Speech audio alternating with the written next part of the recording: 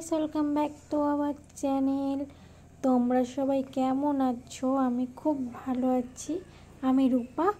আজকের একটা নতুন রেসিপি নিয়ে তোমাদের সামনে হাজির হয়েছি। তো আমি আজকে রান্না করব চিকেন কারি। তো প্রথমেই আমি মাংসটাকে ভালো করে ম্যারিনেট করে মেখে রেখে দিয়েছি। আলুগুলো দিয়ে পরিষ্কার করে এবার আমি তেলটা গরম করে এবার আলুগুলো ভেজে নেব। একটু হলুদ দিয়ে দিলাম।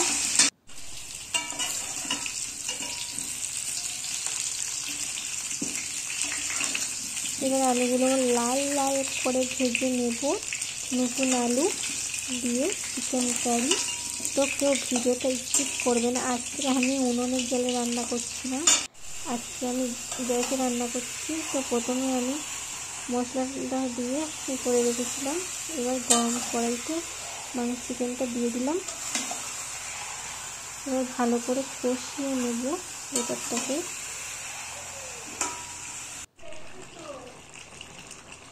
অনেকটা কষিয়ে নিয়েছি। এখন কিন্তু আমি মশলা দিইনি। এটাকে ভালো করে কষিয়ে আমি নামিয়ে তারপরে মশলা দেব।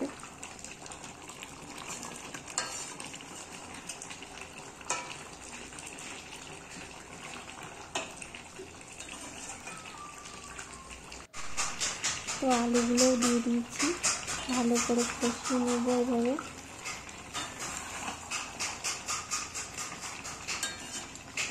এবার চিকেনটা আমি একটা পাত্রে নামিয়ে নিয়েছি।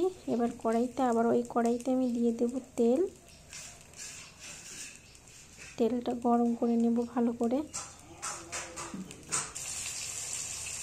পেঁয়াজ আর তেজপাতা দিলাম। পেঁয়াজটা ভালো করে ভেজে নিয়েছি। নিয়ে আমি রসুন বাটা দিয়ে দিয়েছি। এবার ভালো করে আমি পেঁয়াজ রসুনটা কষিয়ে নেব। এবার টমেটো দিয়ে দিলাম।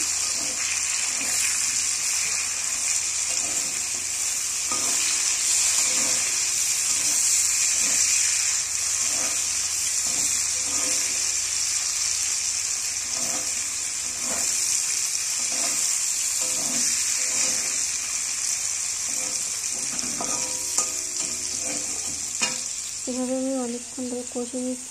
এবার এই মশলাতে আমি চিকেনটা দিয়ে দেবো।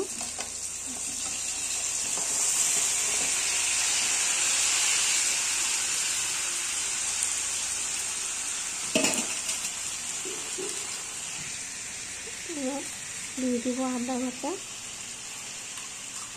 একটু ধনে গুঁড়ো দিয়ে দিয়েছিলাম। এবার ভালো করে কষিয়ে নেব এবার মশলার সাথে।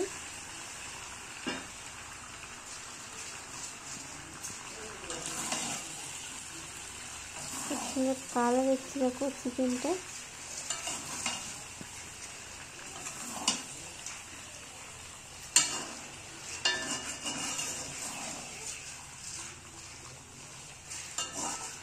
এবার ঝোল দিয়ে দেব।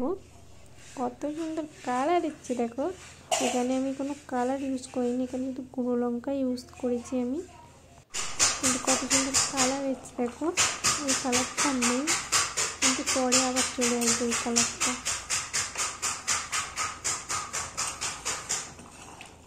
এভাবে কিছুক্ষণ ফুটিয়ে নেব। তারপরে জিরে বাটা দিয়ে দিয়েছি, সেটা তোমাকে দেখাইনি তোমাদের। তো দেখো আমার চিকেনটা রেডি। এবার গরম মশলা দিয়ে নামিয়ে নেব। কেমন হয়েছে আজকে ভিডিওটা সবাই কমেন্ট করে বলবে। আর ভিডিওটা ভালো লাগলে সবাই চ্যানেলটা সাবস্ক্রাইব করে দেবে। তো আজকের ভিডিওটা এই পর্যন্তই। তো দেখো কালারটা